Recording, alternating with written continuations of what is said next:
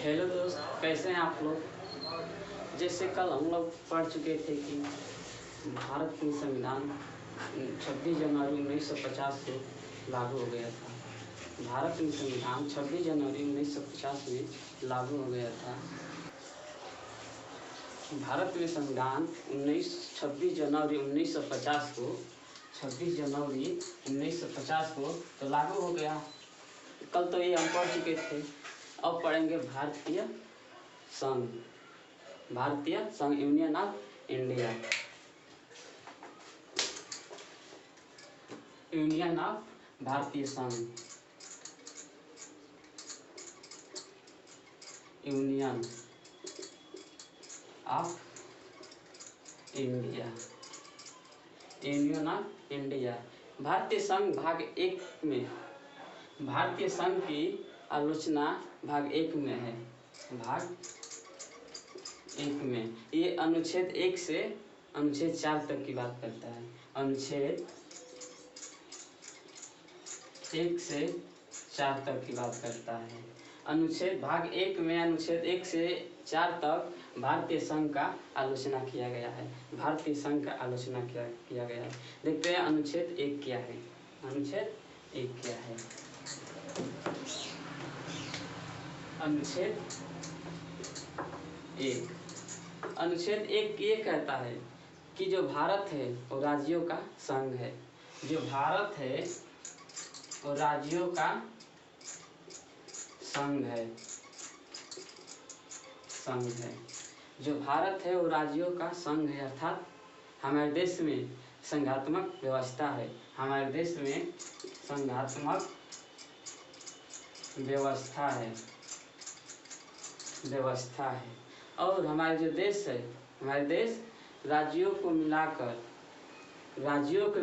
एक देश का निर्माण होता है। राज्यों को मिलाकर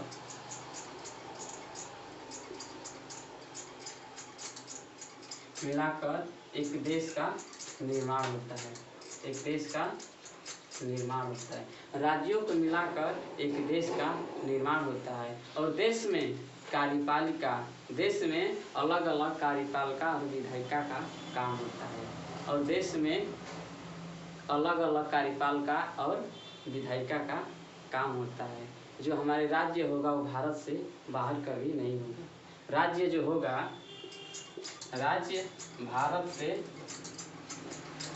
से बाहर नहीं किया जा सकता। राज्य भारत से बाहर नहीं किया जा सकता। अर्थात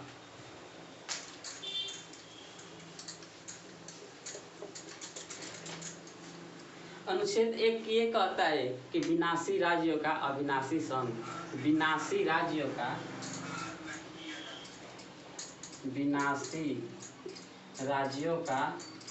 अविनाशी संघ। अनुच्छेद 1 ये कहता है कि विनाशी राज्यों का विनाशी संघ, अर्थात राज्यों का विनाश हो सकता है। राज्यों का विनाश हो सकता है। राज्यों के सीमा को अलग अलग कर सकते हैं। राज्यों की सीमा को बांट सकते हैं। 1 या 2 राज्यों या 3 राज्यों को सीमा को बांट कर एक नए राज्य का गठन कर सकते हैं। एक नए राज्य को गठन कर सकते हैं। लेकिन अविनाशी संघ, लेकिन जो संघ राज्य होगा, संघ राज्य, इसको बांटा नहीं जा सकता। इसको बांटा नहीं जा सकता। इसको तोड़ा नहीं जा सकता। अनुच्छेद 1 यही करता है। अब देखते हैं अनुच्छेद 2। अनुच्छेद 2 देखते हैं। अनुच्छेद 2, अनुच्छेद जो है, अनुच्छेद 2 भारत के, अनुच्छेद 2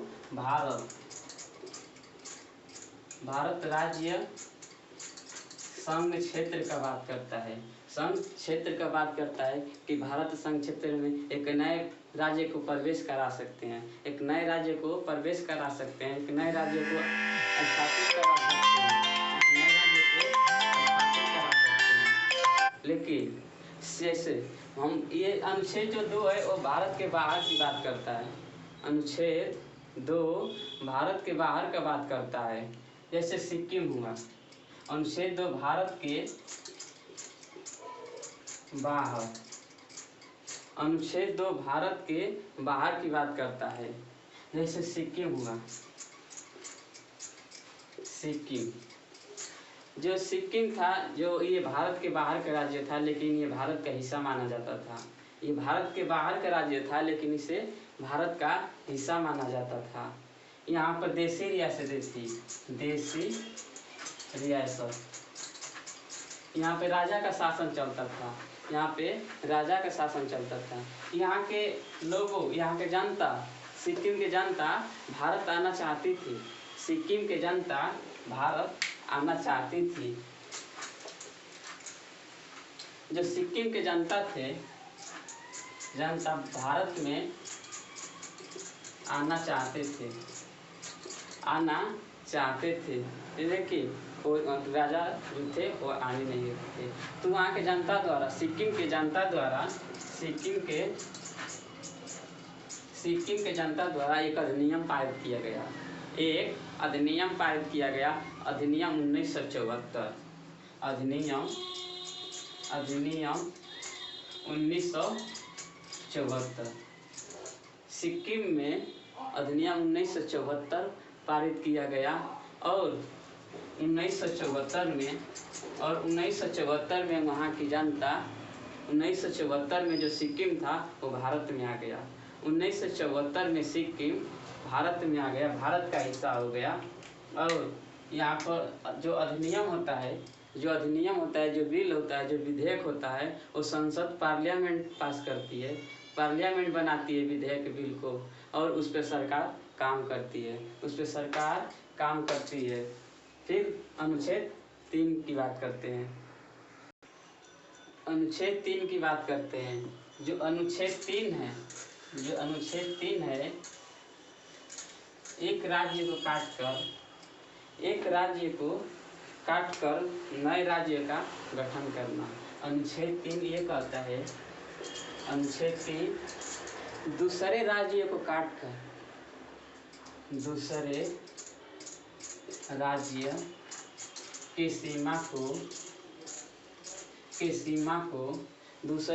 की सीमा को काटकर, बांटकर नए राज्य का निर्माण करना।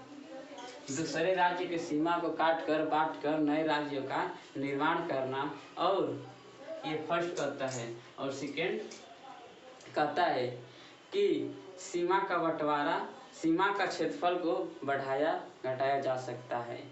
राज्यों के सीमा के क्षेत्रफल को बढ़ाया जा सकता है,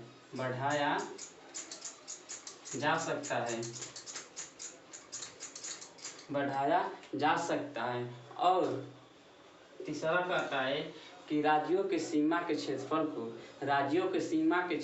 को घटाया भी जा सकता है। राज्यों के सीमा के क्षेत्रफल को घटाया भी जा सकता है।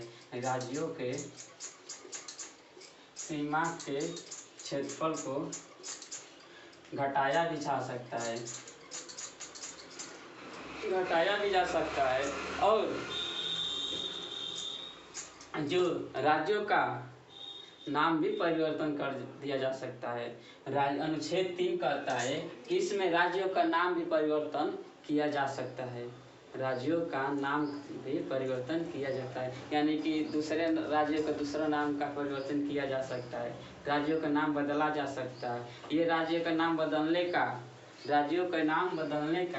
चौथा कहता है, राज्यों का नाम में भी परिवर्तन किया जा सकता है। राज्यों के नाम में भी परिवर्तन किया जाता है। ये शक्ति किसके पास होती है? हमारी संसद के पास होती है। ये जो चारों शक्तियाँ है, ये हमारे संसद के पास होती है, पार्लियामेंट के पास होती है। ये नाम को बदलना, सीमा को बढ़ाया जा सकता है, घटाया जा सकता है, ये संसद करती है। जो बिल बनाती है, जो विधेयक बनाती है, जो लॉ बनाती है, जो कानून बनाती है, वो संसद होती है। वो संसद ही बनाती है, उस पर काम हमारी सरकार करती है। अनुच्छेद 4 की बात करते हैं।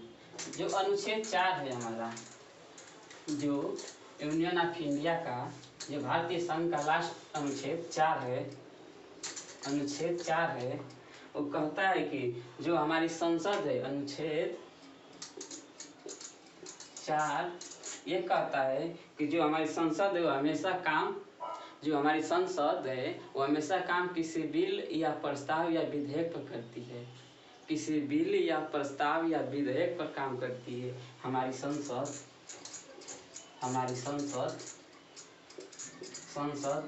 बिल या विधेयक या कानून पर काम करती है। इस पर वोटिंग होता है, इस संसद पर इस पर वोटिंग होता है और जो संसद है उस पर जो विशेष इस 2 आधारों पर काम करती है। जो संसद हमारी है 2 आधारों पर काम करती है, एक तो विशेष बहुमत से और दूसरा साधारण बहुमत से।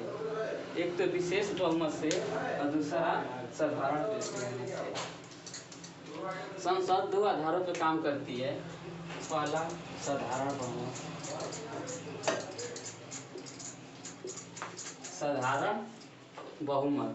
साधारण बहुमत का मतलब ये हुआ, और दूसरा विशेष बहुमत।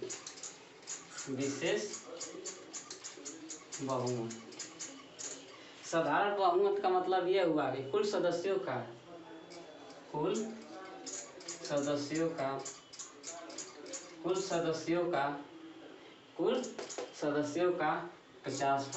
प्लस 1, कुल सदस्यों का 50% प्लस 1।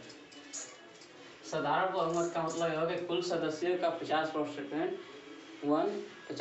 प्लस 1 होना चाहिए। और विशेष बहुमत ये कहता है कुल सदस्यों का 2/3 सदस्य, 2/3 सदस्य, कुल सदस्यों का 2/3 सदस्य।